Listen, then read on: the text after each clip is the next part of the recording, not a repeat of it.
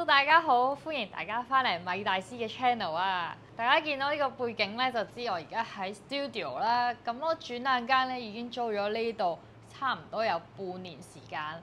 身邊好多朋友咧都問我關於租 studio 嘅嘢啦，佢哋都有興趣租自己嘅 studio。所以咧呢條片咧我都整理咗少少我自己嘅心得，關於租 studio 嘅 tips 分享俾大家。如果有興趣嘅話咧，就要繼續睇埋落去啦。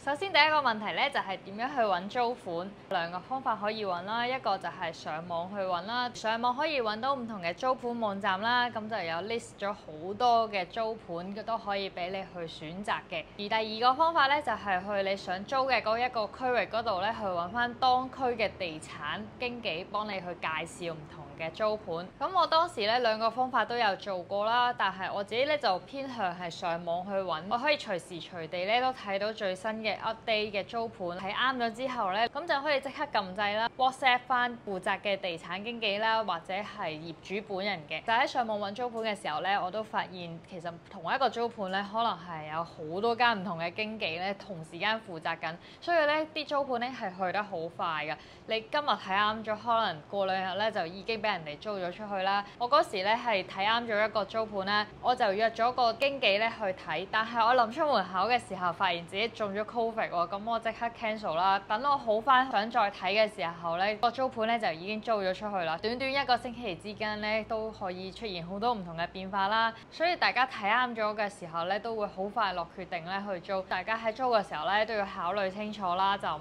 好因為太過心急咧而錯誤咁樣租咗一個會令你後悔嘅單位啦。我喺租呢度之前啦，都遇過好多唔同嘅地產經紀啦，我都睇咗好多個單位啦。當時咧都遇過一啲地產咧，好似唔係好老實咁樣啦。例如啦，我提出我自己嘅要求啦，想要有兩面窗嘅 size 咧係要600尺以上嘅，佢就帶我去睇啲地方咧，完全唔符合我嘅嗰個要求啦。去到第一個地方覺得唔對路啦，咁佢就話下一個地方會好啲。去到第二個地方，佢又係帶我去睇一啲四面牆連個窗都冇嘅，即係你一眼望入去，淨係望門口都已經知道唔符合我要求嘅地方啦。在我而言咧，呢個單位咧就係完全唔適合我啦。佢又不停咁樣推銷，我就覺得有少少浪費咗大家時間咁樣咯。急住開單就乜都帶你去睇一餐咁樣，又亂咁介紹俾你。大家遇到呢啲經紀嘅時候咧，就可能要小心啲啦，即係考慮清楚，就唔好俾佢嘅語言藝術呃到咯。啱啱提到嘅網站嗰度有啲業主盤嘅，咁業主盤咧我都有睇過嘅，咁佢就會直接咧同個業主對口啦。佢嘅好處咧就係唔需要俾佣金地產啦，直接就同業主去交涉。但係咧就要留意翻傾合約嘅時候咧，要小心一啲租約嘅條款啦，同埋離印啊等等嘅一啲合約問題啊。因為冇咗地產咧幫你做一個第三者搞掂晒呢啲咁嘅文件啊，大家咧喺傾合約嘅時候咧就要小心啲啦。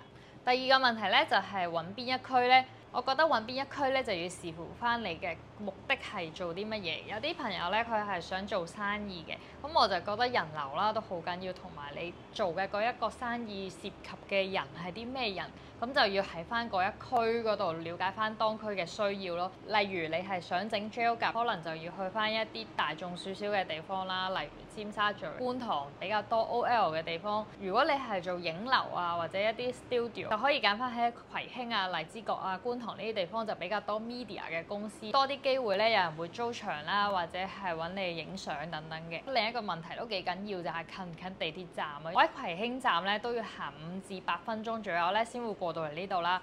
有時候會遇到啲客人問咗你一堆服務之後，再問你地點喺邊度，跟住佢就會同你講太遠啦，唔嚟，都有呢啲情況會出現過咯。所以其實如果你想做生意啊、零售啊，個地點咧其實都幾緊要嘅。如果你係做一個工作室俾自己休憩啊，或者係工作嘅話咧，咁我就覺得你要考慮平時你出沒嘅地點係咪喺呢度附近啦，附近嘅交通便唔便利，我食嘢嘅地方咁樣，呢啲係比較重要嘅考慮因素咯。其實工廈嚟講咧，都集中喺荃灣啦、葵芳啦、觀塘、九龍灣。港島嘅話就北角啦、西環啊，同埋屯門、火炭呢啲地方都有嘅。地點比較旺啲嘅區域咧，咁佢嘅租金就一定係相對較貴㗎啦。所以大家一定要取捨一下喺你個 budget 以內啦，面積嘅大細同埋 location 係邊一樣嘢比較緊要。都一定冇可能兩全其美咯。一係咧就係好平，但係個環境幾好，但係好隔涉。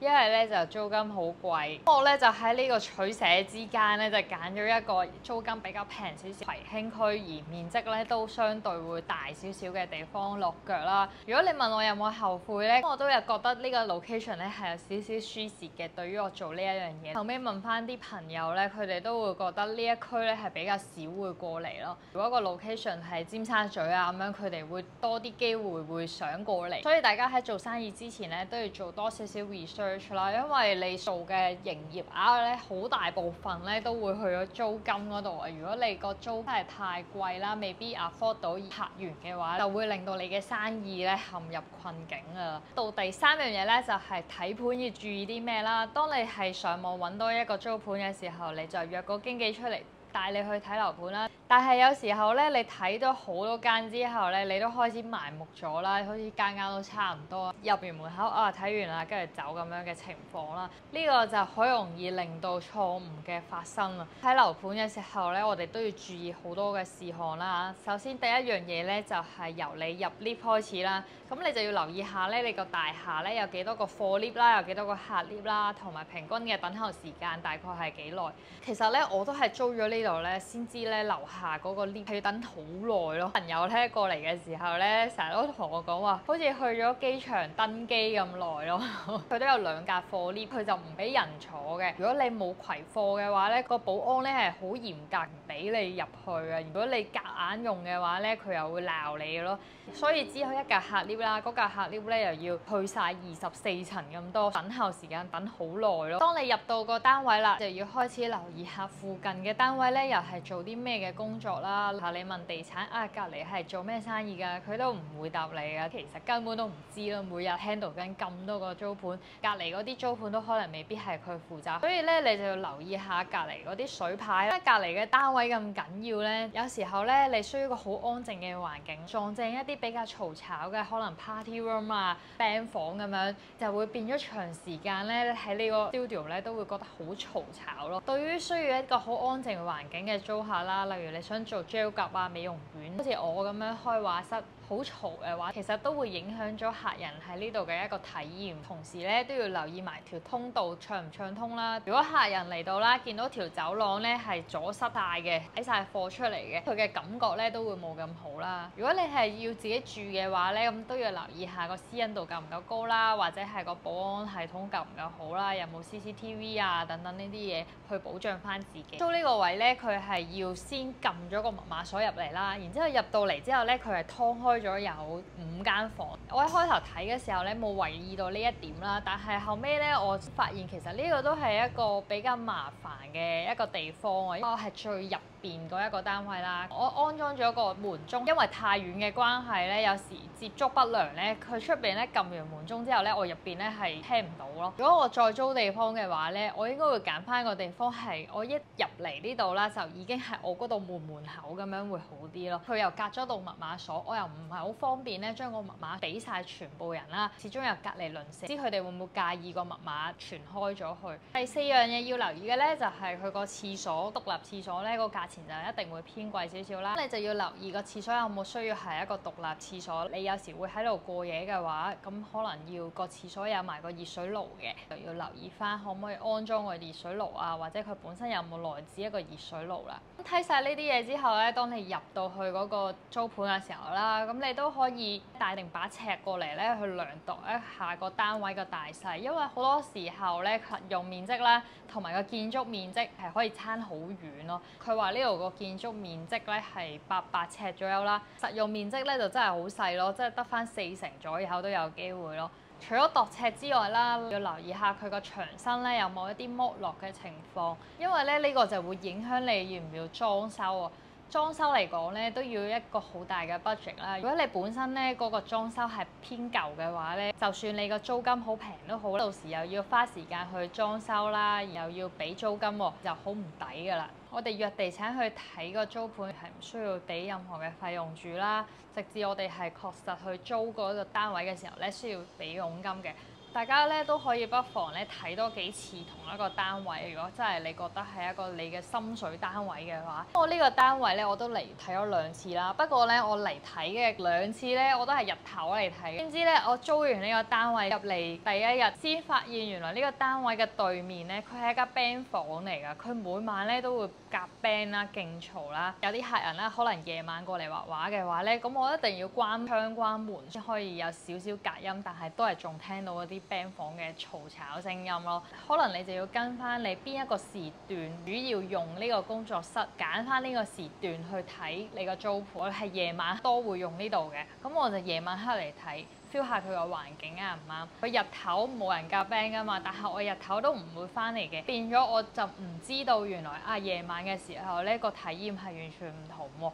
其實睇租盤又唔使俾錢嘅，咁我又覺得不妨可以睇多幾次先去落決定，咁樣就最穩陣咯。仲有一個位咧都比較少人會留意嘅，就係電掣夠唔夠？電掣位咧可能得1、2個嘅，咁你就變咗到時你又要自己拉線駁多幾個電掣，咁你就會增加咗你裝修嘅成本啊！我呢度其實得2個電掣嘅咋，後面嗰啲地方咧，我如果要用電掣嘅話咧，我就要拉線過去咯，變咗有少少麻煩嘅。但係我又唔想再花錢咧去揾一個裝修師傅去拉條電掣啦，因為我都有朋友咧係佢自己重新鋪過晒啲電線啦，裝修咧都用咗成10萬蚊，仲要係大部分都係自己落手落腳咁樣去裝修，同埋燈啦。如果你又唔夠光猛嘅話咧，駁過晒啲燈掣啦，然之後又要加啲吊燈上去，成本咧就會越嚟越貴。大家睇嘅時候咧，就唔好淨係影完幾張相啦，然之後就走啦。我覺得都要留意多少少呢啲 detail 位咧，可以幫助到你去決定要唔要租呢一個單位。到第4樣嘢咧，就係簽約啦。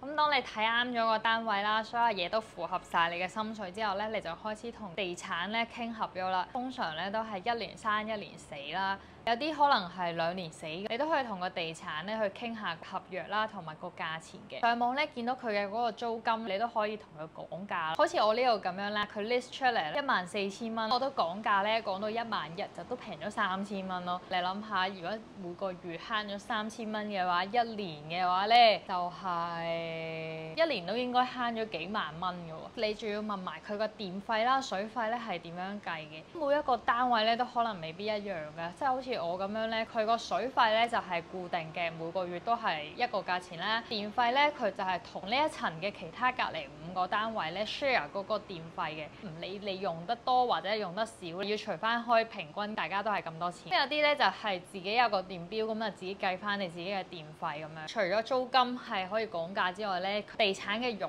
金咧都可以同佢講價嘅。Suppose 咧就係俾1個月嘅佣金啦。有時候咧你同個地產咧 friend 少少咁樣，叫佢可唔可以平少少啊？第一次創業，佢都可以着量咁樣減個佣金俾你嘅。有啲朋友咧佢可能比較心急啲啦，佢淨係睇咗1、2間啦，個地產呢又同佢講話呢個租盤好搶手㗎。其實佢同個個都係咁樣講，個個單位都係講一樣嘅説話咯。但我覺得你要自己去衡量翻呢一個單位啦，同埋其他附近嘅單位個價錢係咪一個合理嘅價錢啦？有冇話特別貴，值唔值得俾一個咁樣嘅價錢？而呢一個價錢咧係平時你嘅收入嗰度咧 cover 到呢個租金。1年生1年死約啦，至少都要租1年。去到中途啊，你先發現我原來唔夠錢俾，cover 唔到嘅話，你突然之間話唔租嘅話，咁你就要賠錢㗎啦嘛。所以大家都要考慮清楚少少咯。有啲合約咧，佢就係唔俾做轉讓嘅。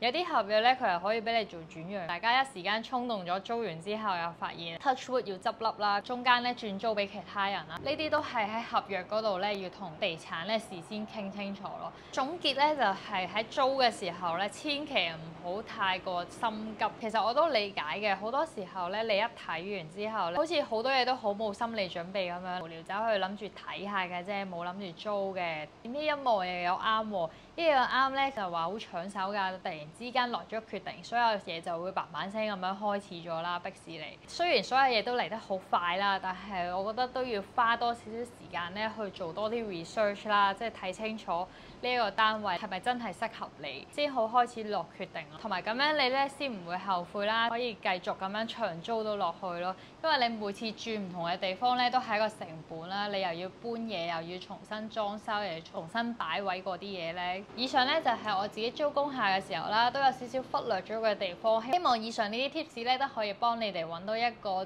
適合你哋嘅單位。呢條片咧就差唔多啦。如果咧大家對於租工廈同埋創業咧有興趣嘅話，都可以喺下面留言話俾我聽，咁我都可以拍翻類似嘅片咧分享俾大家嘅。好啦，拜拜。